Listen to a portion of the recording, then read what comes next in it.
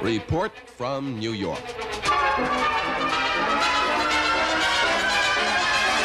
Another in Radio New York series of programs devoted to background and analysis on major developments and personalities in the news. And this is Mitchell Krause. This week's report to and from New York City is a report on the situation in India, a situation that has changed drastically following the shocking news of the death of Prime Minister Shastri, a change that perhaps for the future will signify other changes as well in an area of the world that has been plagued with troubles, many of them severe troubles, not only in the recent past but for a long time. We have with us today a man who has just arrived in the United States from India, a member of the Indian Parliament, Mr. Nath Pai, who is here in New York City to attend special meetings at the United Nations of the Economic and Social Council on discrimination against minorities, protection of justice, and other subjects along these lines, subjects that have occupied this and other committees of the United Nations for a long time.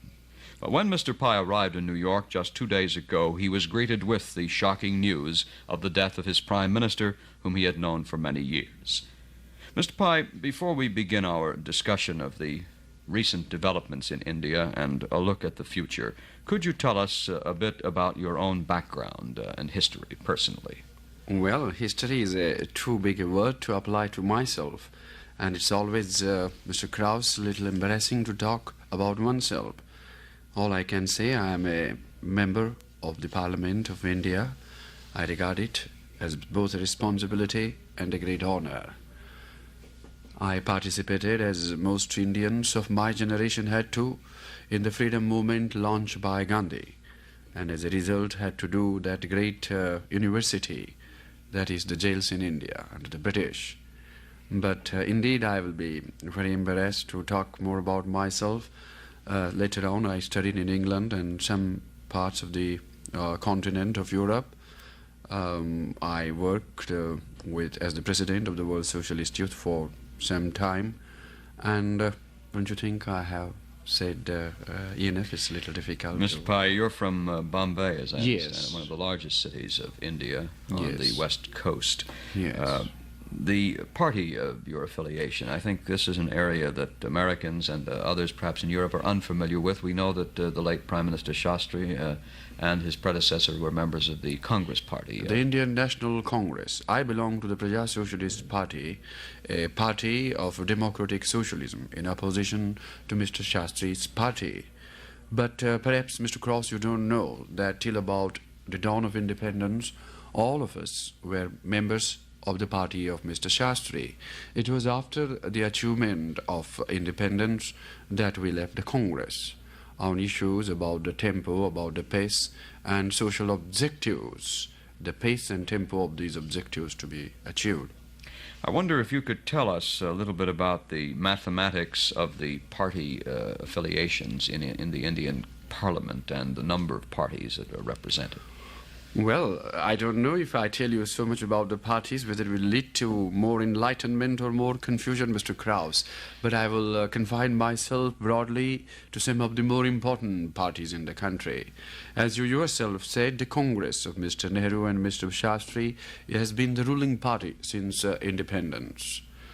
Then there is the Praja Socialist Party, then there is the Swatantra Party, there is the Jana Sangha, there is the Communist Party. And there is one more party also, is another socialist party. We have some other parties which restrict their activities and whose sphere of influence is limited to the states. But these 5 or 6 parties are broadly the parties which count in the national context. What percentage of the present Parliament does the Congress, the All India Congress Party, hold?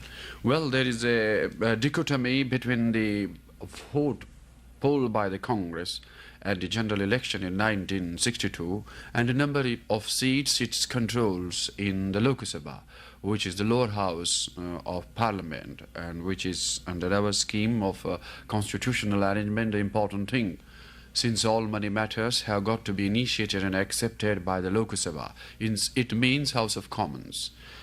In this, the Congress has about 366 out of 501. So that you would say in general this is an overwhelming majority if they vote together. Do they vote together usually? Invariably they do. You know, this party system functions as it does in England, and not as here. Here, a senator or a congressman may vote as he like on an issue, but normally there, if the whip is a three-line whip, the member is under an obligation to vote according to the party mandate. So as these 366 members invariably vote with their party, though in the expression of their view, they often, of course, do express disagreement, dissent, and sometimes even severe criticism. This party plurality that the Congress Party has makes their hold very secure, it would seem to me. Is there any chance in the immediate future of a change of party affiliation by a large enough number of voters of interest to bring about a defeat for the Congress Party? I wouldn't forecast anything, but I would like to point out that the fact that the Congress has a large majority hasn't led to any kind of growth of totalitarian tendencies in the country. It has not. Not in the least. I think I may claim that India is a very shining example of parliamentary democracy, of rule by consent, rule of law. You see, the Congress has a majority and it has been in power without interruption for about 18 years. But during this period, we have had 3 general elections. I think free elections by and large, and fair elections too. I have been a candidate and beaten the Congress opposition and been elected to my parliament, therefore I can say.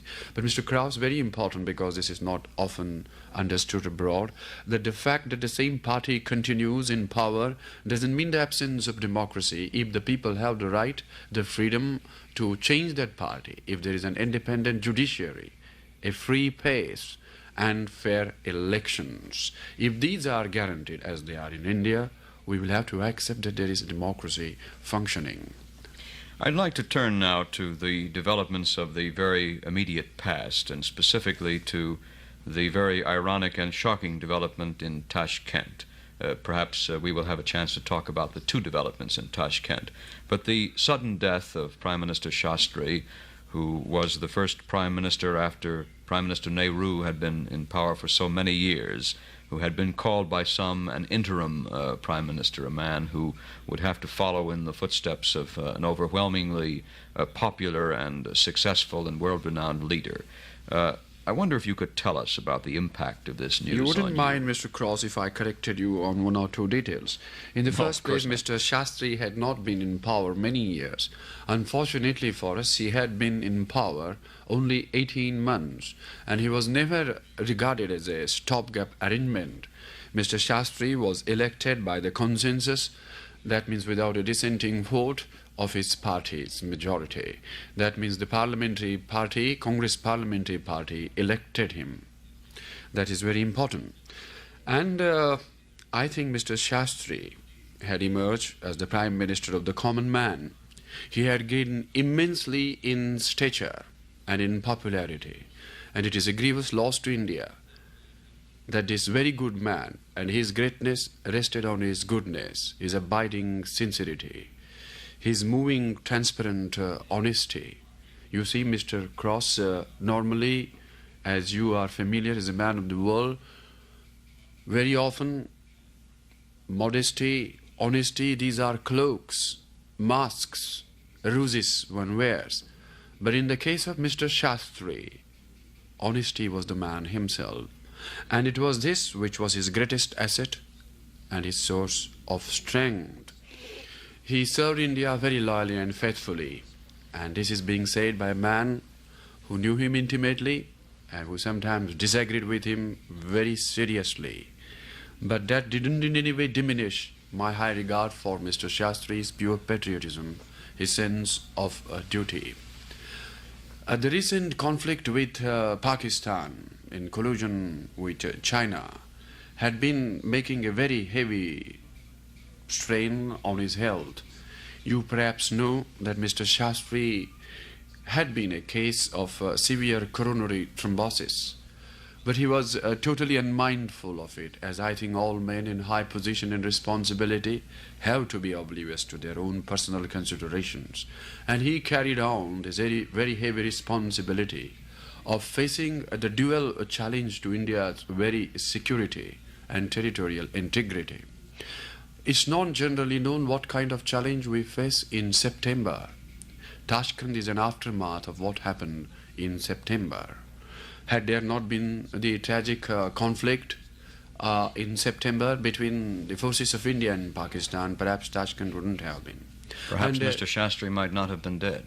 Is that your Well, I feeling? must say it would be perhaps exaggerated, but the strain beginning with August, when the first infiltrators came in Kashmir from across the Pakistani frontier, to the actual open hostilities between the forces of Pakistan and India, must have had a very heavy strain on Mr. Shastri's very delicate health. May I point out to you that simultaneously with the actual breakout of hostilities with Pakistan, there was the continual threat of a major break in our country from China. On the 16th of September, the Chinese gave an ultimatum. It petered out because of the firm will of the people of India and also by Mr. Shastri's firm handling. But that time, India was threatened on three frontiers, north, east and west. And one of those who threatened is the biggest land power in the world, the Chinese and the Chinese People's Army. Mr. Shastri, Mr. Krauss had been a man of peace, basically. And the pursuit of peace was a passion with him. But he had been reared in the hard school of the struggle for India's freedom. And therefore freedom had to come first in the thoughts of all Indians, whether Mr. Shastri or young men like me. We want to preserve peace with Pakistan and with all our neighbors. Throughout India's history, she has been a peaceful nation. In our long history of 8,000 years, there is not one record when an Indian soldier crossed into neighboring countries, though India was always big militarily, economically, big numerically. But here this conflict was forced. We were threatened with, severe jeopardy and threat to our territorial integrity, and we had to act in defense.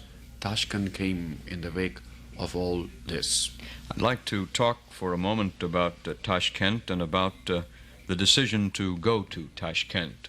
The crisis that erupted in August and in September, the war, and we may call it that, between India and Pakistan during the fall, this died down in intensity, but